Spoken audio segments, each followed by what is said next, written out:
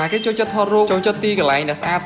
កន្លែងដែលឈៀល fresh កន្លែងធំទលាយអីមើលវីដេអូនេះមកកុំអូតណាណាអូតណាផាកន្លែងមានឈ្មោះថា Dore Cafe 24 ម៉ោងដែលមានទីតាំងនៅទួលកំពង់នឹងឯងនៅទីនេះមានត្រេងច្រើនណាស់មានសិស្សគ្រប់ប្រភេទបងប្អូនយើងហើយតម្លៃក៏មិនសូវថ្លៃពេកដែរតម្លៃមានចាប់ពី 4000 រៀលរហូតដល់ 14000 រៀលអីចឹងណាគូសំអាចយើងញ៉ាំបានមើលការធ្វើរបស់គេវិញគឺអនាម័យខ្លាំងមែនតើបងប្អូនយើងនៅពេលដែលខ្ញុំកំពុងតែចោលថតនៅចិត្តនោះណាវានិយាយថាក្លិនកាហ្វេជាចូលច្រមុះយើងពិតជាឈ្ងុយខ្លាំងមែនតើបងប្អូនយើងគឺថាធ្វើឲ្យខ្ញុំទុកចិត្តមិនបាននោះទេខ្ញុំត្រូវតែភ្លក់ឲ្យតទៅបានសម្រាប់រសជាតិវិញអូហូខ្ញុំមិនទាន់និយាយឥឡូវទេtrongវីដេអូបានខ្ញុំនិយាយអញ្ចឹងអ្នកនាងមើលវីដេអូនេះដល់ចប់លើនៅហើយចំពោះការធ្វើមច្ឆារបស់គាត់មើលទៅក៏តំណងខ្លាំងផងដែរដូចបងប្អូនឃើញក្នុងវីដេអូនេះអញ្ចឹងហាងគាត់នេះក៏មានរសជាតិកាហ្វេប្រចាំហាងផងដែរគឺ Dore Cafe គាត់ក៏មានដាក់ក្នុង app ដែរណាចង់កំងតាម app ឯងអាចវាយឈ្មោះ Dore Cafe 24 ម៉ោងបានទីនេះមិនត្រឹមតែលក់ជាប្រភេទ drink កាហ្វេទេថែមទាំងមានជាប្រភេទម្ហូបអាហារយើងកំងផងដែរមានដូចជាសាច់អាំងខ្មែរមីគោបាយសាច់គោ burger សាច់គោអញ្ចឹងណាយើងអាចកំងបាននៅទីនេះមិនត្រឹមតែមាន drink កាហ្វេទេក៏មានជាប្រភេទម្ហូបអាហារយើងកំងផងដែរអេមអត់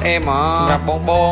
អូនដែលជានិស្សិតមកអង្គុយធ្វើ assignment នៅទីនេះក៏បានដែរព្រោះនៅទីនេះស្ងាត់ល្អណាស់ហើយសម្រាប់ទីតាំងអត់បាក់រើទេបងប្អូនយើងគឺនៅទួលកំពង់នឹងឯងបើចង់កាន់ច្បាស់បងប្អូនអាចជួយមើល comment ខ្ញុំនឹង drop location នៅក្នុង comment ហ្នឹងណាហើយសម្រាប់រសជាតិវិញadminប្រាប់គឺថាឆ្ងាញ់ណាស់អ្នកនេះបើមិនជឿ admin ទេអាចទៅភ្លក់សិនបានណាវីដេអូខ្ញុំមានតែប៉ុណ្្នឹងទេបើសិនជាបងប្អូនចង់ឲ្យខ្ញុំទៅ review ខាងណាខាងណីទៀតអាច comment ខាងក្រោមបានណា bye bye love you